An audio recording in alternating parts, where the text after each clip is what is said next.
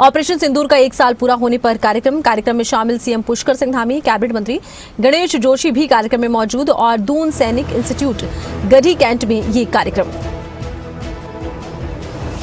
मुख्यमंत्री पुष्कर सिंह धामी कार्यक्रम में मौजूद, कैबिनेट मंत्री गणेश जोशी कार्यक्रम में मौजूद। भव्य आयोजन किया गया है।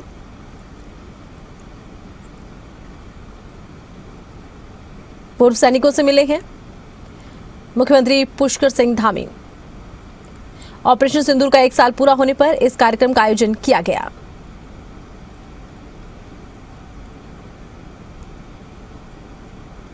देश से समर्पित हो जाएगा और उसमें हमारे सैनिकों की जो जीवन की स्मृति है हमेशा हमारे लिए, आने वाली पीढ़ियों के लिए हमेशा एक प्रेरणा देने का काम करेगी और उनकी जीवन गाथा वहाँ पर स्थापित रहेगी। साथियों, हमारा उत्तराखंड केवल देवभूमि ही नहीं बल्कि वीर भूमि भी है। यहाँ की पावन मिट्टी में जन्मे असंख्य वीर सपूतों ने हमेशा माँ भारती की आन बान शान के लिए अपना सर्वोच्च निछावर करने का काम किया है। और मेरा ये सौभाग्य है कि एक सैनिक पुत्र होने के साथ साथ मुझे इस वीर भूमि का मुख्य सेवक होने का भी आप सबके आशीर्वाद से, आप सबके शुभकामनाओं से ये काम भी मुझे मिला। लेकिन जब मैं कुछ राजनीतिक दलों को सेना के शौर्य पर सवाल उठाते हुए देखता हूँ तो सच में अब मैं बहुत ज़्यादा उस तरह से तो नहीं बोल सकता, लेकिन अंदर से मेरा भी खून खोल जाता है कि आखिर क्यों बार बार सवाल उठाया जाता है। किन परिस्थितियों में सैनिक काम करते हैं, सेना काम करती है, कितना विषम होता है जब वो परिवारों से दूर रहते हैं। हम उनको सब कुछ दे सकते हैं, लेकिन क्या किसी परिवार का जो जवान सीमा पे अपनी सर्विस करता है, क्या उसके बच्चे को उसका वो बचपन लौटाया जा सकता है? उनके माँ बाप को जो बुढ़ापे की आवश्यकता होती है, क्या उनको बुढ़ापा वापस किया जा सकता है? या जो समय चला जाता है वो समय वापस हो सकता है? ये अनेक ऐसे प्रश्न हैं, क्योंकि हमारे वीर जवान अपनी जान की परवाह नहीं करते और दुश्मन का मुकाबला करते हैं।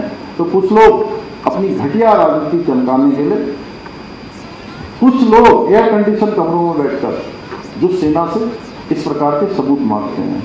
और ये वही लोग हैं जो कश्मीर के लाल चौक पर जाने में भी जिनको डर लगा करता था कि लाल चौक में जाएंगे तो वहाँ पर बम फट जाएगा, वहाँ पर हमला हो जाएगा, इस प्रकार की बातें करते थे।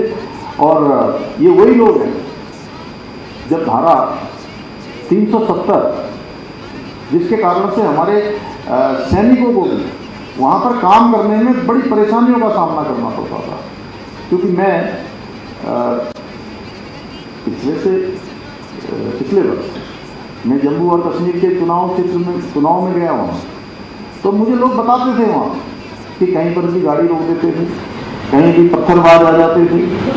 हमारे उत्तराखंड के भी बहुत वीरों ने उस कश्मीर को बचाने के लिए अपना जीवन लगा दिया, वहाँ पर अपना बलिदान कर दिया।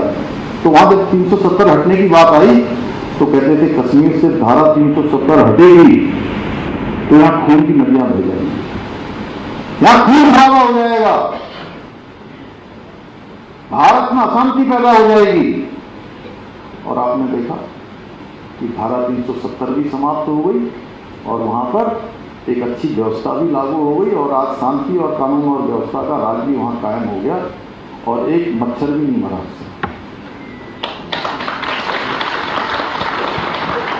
और यही लोग हैं जिन्होंने सेना के भी हाथों को लंबे समय तक बांध के रखा। लेकिन आज मोदी जी के नेतृत्व में हमारी सेना सशक्त हो रही है। सर्जिकल स्ट्राइक हो, ऑपरेशन सिंदूर हो, ये सैन्य जो अभियान है इन पर सवाल उठाकर सेना का मनोबल तोड़ने का काम करते हैं। और इस सच में मैं फिर कह रहा हूँ, मैं बार बार कहता हूँ, अभी चारधाम यात्रा चल रही थी, आप देख रहे होंगे इतनी शानदार चारधाम यात्रा होगी। पिछले 20 दिनों में 10.5 लाख लोग 4 धामों के दर्शन करके वापस जाते हैं।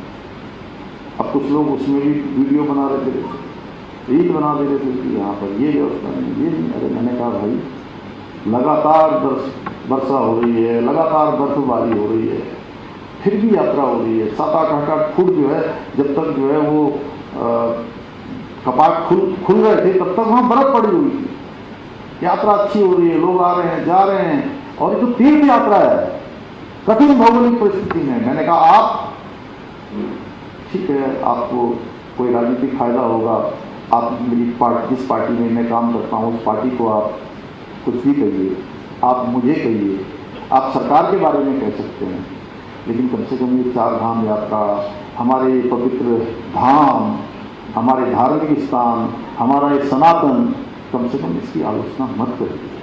ये केवल एक दिन का नहीं है, सनातन पहले भी था, सनातन आज भी है और सनातन हमेशा रहने वाला है। इसलिए इसके विरोध से बच्चे। इसी प्रकार से अब कुछ लोग वो जो है मोदी जी का विरोध करते हैं, भारत की सरकार का विरोध करते हैं, और विरोध करते करते इतने आगे बढ़ जाते हैं, इतने आगे बढ़ जाते हैं कि वो देश का ही विरोध कर देते हैं, देश की सेना का ही विरोध करना शुरू कर देते हैं। मैं आज इस मंच के माध्यम से ऐसे लोगों से स्पष्ट कहना चाहता हूं कि देश की जनता सब देख रही है, वो सब समझ रही है, और मौका आने पर इस प्रकार की घटिया राजनीति करने वालों को वो करारा जवाब भी जब जब मौका आ रहा है तब तब जनता जवाब दे रही है। अधिक न कहते हुए आज के इस अवसर पर मैं आप सभी को ये विश्वास दिलाता हूं कि हमारी सरकार सैनिकों को राष्ट्र का सर्वोच्च नायक मानकर उनके सम्मान और उनके परिवारों के कल्याण के लिए जो हमारा विकल्प रही संकल्प है, उस संकल्प को पूरा करने के लिए निरंतर इसी प्रकार से कार्य करती रहेगी। और आज आप देख रहे होंगे कि एक वैश्विक संकट भी हमारे सामने आया है, जो मिडिल एशिया में आज युद्ध की स्थिति बनी हुई है। उसके कारण से पेट्रोल के दाम हैं, हमारी गैस की किल्लत है, बहुत सरकार ने बहुत उसको अच्छे तरीके से मैनेज किया है, सभी काम हमारे चल रहे हैं। लेकिन उसके बावजूद भी जिस प्रकार से कोरोना के समय में हम लोगों ने व्यक्तिगत स्तर पर कुछ प्रयास प्रारंभ किए थे, उसके कारण से कोरोना जैसी महामारी उस समय में जब पूरा विश्व ये सोच रहा था कि भारत में कोरोना आएगा तो भारत संभल नहीं पाएगा, पूरी दुनिया के लिए भारत एक तरह से बोझ बन जाएगा, यूएनओ भी ऐसा मानता था।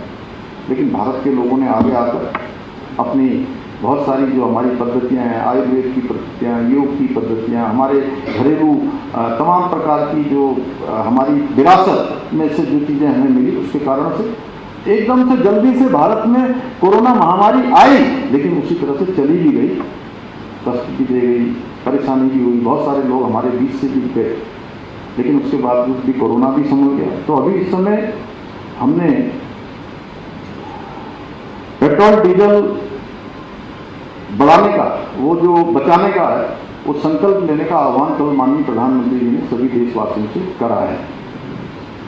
और उन्होंने कहा है कि भाई 1 साल तक सोना भी न खरीदें। जो लोग विदेश यात्राएं करते हैं, एक चलन बन गया है देश में कि वो अपने मंगल कार्यों को करने के लिए, विवाह इत्यादि के लिए विदेशों में जाते हैं, तो विदेश जाने से भी बचें, देश में ही ये सब करें, क्योंकि वैश्विक संकट के बीच विदेशी मुद्रा बचाने पर उन्होंने कहा कि हम सबको जोर देना होगा और पेट्रोलियम उत्पादों का संयम से इस्तेमाल करने का ये समय की मांग है। पेट्रोल, डीजल, गैस और खाद के दाम भी बढ़ रहे हैं क्योंकि इस वैश्विक संकट के कारण से, और इनके दाम बढ़ रहे थे लेकिन उन पर बोझ न पड़े, इसलिए सरकार ने एक्साइज ड्यूटी में कटौती कर दी और उसके दाम जो है नहीं बढ़े। और सप्लाई चेन पर भी संकट थोड़ा है ही, क्योंकि कितना भी करें, ये वैश्विक संकट है तो इसके कारण से परेशानी हो रही है, क्योंकि ये कोई हमारे भारत की समस्या नहीं है, पूरी दुनिया की समस्या है। तो हम सबको जो है इसमें एकजुट होकर हमें इसके लिए भी, जैसे हमने उस समय में संघर्ष किया था, इस समय भी हमको संघर्ष करना है। और देशभक्ति है, ये भी देशभक्ति है।